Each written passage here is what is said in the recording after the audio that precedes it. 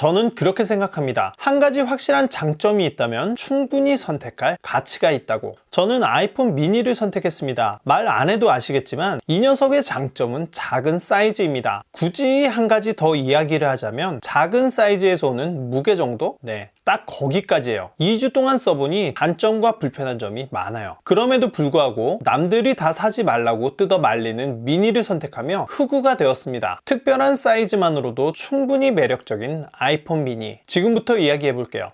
언젠가부터 스마트폰으로 많은 것을 하다 보니 화면이 조금만 더 컸으면 하는 생각이 들었습니다. 그 바람대로 스마트폰은 점점 커져갔고요. 처음에는 시원한 화면 보면서 영상 보고 웹서핑하는 것이 너무나 좋고 만족스러웠습니다. 하지만 사람 눈이 참 간사한 게 한 며칠 지나고 나니 금방 적응을 해버렸고 불편한 휴대성과 팔목의 통증만 남더군요. 그때부터 작은 스마트폰을 기다렸습니다. 오랜 기다림 끝에 접한 아이폰 미니. 처음 잡는 순간 작고 가볍다 하는 생각이 바로 들었습니다. 한 손에 쏙 들어오는 이 느낌은 정말 오랜만이죠. 이 정도 느낌이면 버스나 지하철에서 한 손으로 들고 있어도 전혀 불안하지 않겠다는 생각이 들었습니다. 또 아이폰 12부터 각진 모서리 디자인으로 돌아갔는데 아이폰 미니를 잡는 순간 이 각진 모서리가 그립감을 더 안정적으로 해주는 것 같았습니다. 그런데 제가 진짜 놀란 것은 전에 사용하던 아이폰 XS였습니다. 구매하고 케이스 벗길 일 없이 사용했는데 간만에 생폰을 만져보니 완전 얇은 거예요. 이 상태로만 사용해도 작은 스마트폰을 굳이 찾을 필요 없겠다는 생각이 들 정도로 말이죠. 하지만 생폰은 스마트폰을 처음 구매했을 때 잠깐이고 거의 케이스가 씌워져 있죠. 보통 그렇지 않나요? 그렇기 때문에 제가 생각하는 스마트폰의 그립감은 케이스까지입니다. 아이폰 미니 생폰을 잡았을 때 얇고 가벼워 너무 좋았지만 어딘지 모르게 불안한 생각이 들었습니다. 이것은 너무 얇아서 잡는 두께가 부족해서 그런 거일 수도 있고 생폰이기 때문에 불안해서 그런 느낌이 드는 걸 수도 있습니다. 케이스를 씌우고 나서야 마음도 놓이고 일반적인 두께에서 오는 안정감이 느껴졌습니다. 확실한 것은 전에 쓰던 어떤 스마트폰보다 가볍고 그립감이 좋습니다. 그럼 한 손 사용은 어떨까요? 아이폰 특유의 슬라이드를 통한 이전 화면 각이나 제스처 기능은 한 손 사용이 더욱더 편리하도록 도와주죠. 아래로 내리는 제스처를 이용해 그립을 유지한 상태에서 상단 터치도 할 수 있습니다. 그렇다고 한 손 사용이 완벽한 것은 아닙니다. 좀 전에 이야기한 것처럼 상단부는 손가락이 닿지 않아 제스처 기능을 사용하지 않으면 그립을 풀어야 합니다. 한 손 타이핑도 안정적으로 잡고는 많이 어렵고 그립을 좀 푼 상태라야 가능하죠. 큰 스마트폰들보다 무게나 크기가 줄어들어 부담이 확 줄기는 했지만 한 손으로 동작할 때는 여전히 불안한 구석이 있습니다. 한 손 사용이 편안하려면 이보다 더 작아져야 하나 봅니다. 그럼에도 불구하고 아이폰 미니로 바꾸고 나서 생활이 쾌적해졌습니다. 무게가 줄어들다 보니 한 손이던 두 손이던 장시간 사용 시 부담이 줄어들었습니다. 특히 침대에 누워서 영상을 볼 때 팔 아프다는 생각이 완전 없어졌습니다. 그리고 작은 크기로 휴대성도 좋아져 바지 주머니에 넣고 다닐 때 불편함도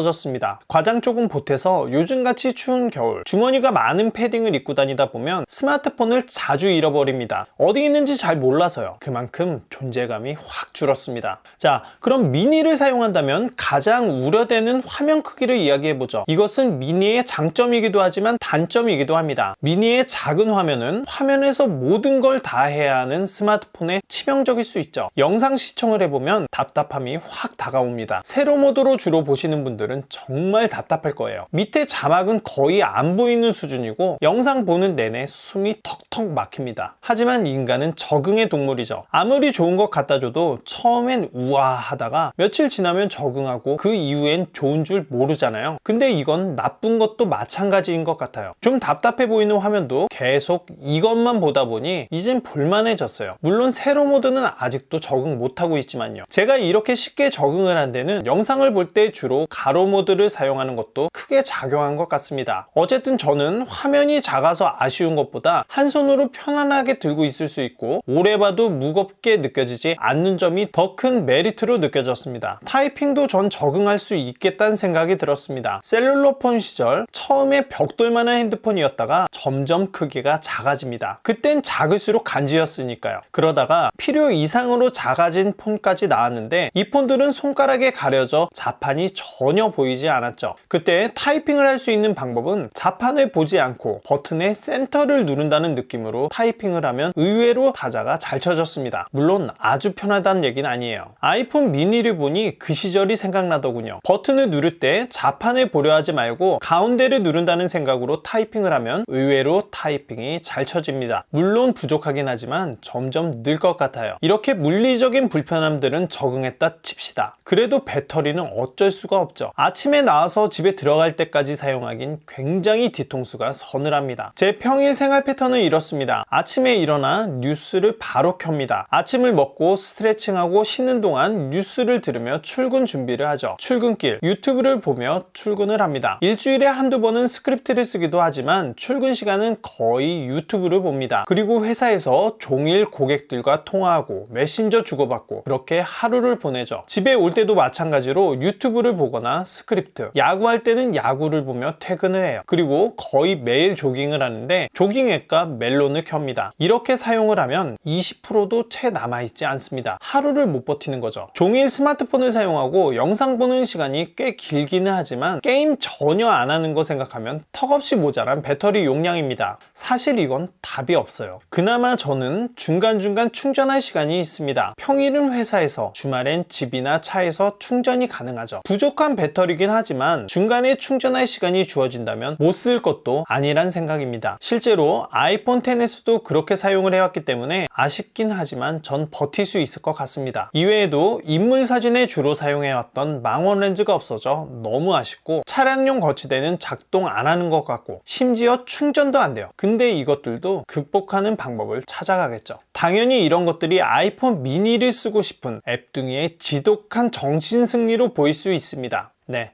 그게 사실이기도 하고요. 하지만 전 미니의 무게와 크기를 맛을 봐버렸어요. 손목이 아프지 않게 쾌적하게 사용할 수 있고 휴대성도 너무너무 좋죠. 그동안은 스마트폰이 내 몸에서 툭 튀어나와 있는 느낌이라면 아이폰 미니는 자연스럽게 녹아있는 것 같아 저는 이 쾌적함을 포기 못하겠더라고요. 마무리할 때까지 미니의 장점은 작은 사이즈와 무게밖에는 없네요. 근데 그게 여러분이 미니를 생각해 봐야 하는 이유인 겁니다. 오늘의 이야기는 여기까지입니다. 아이폰 미니의 이야기가 도움이 되셨다면 구독과 좋아요 부탁드릴게요. 지금까지 대봉작가였어요.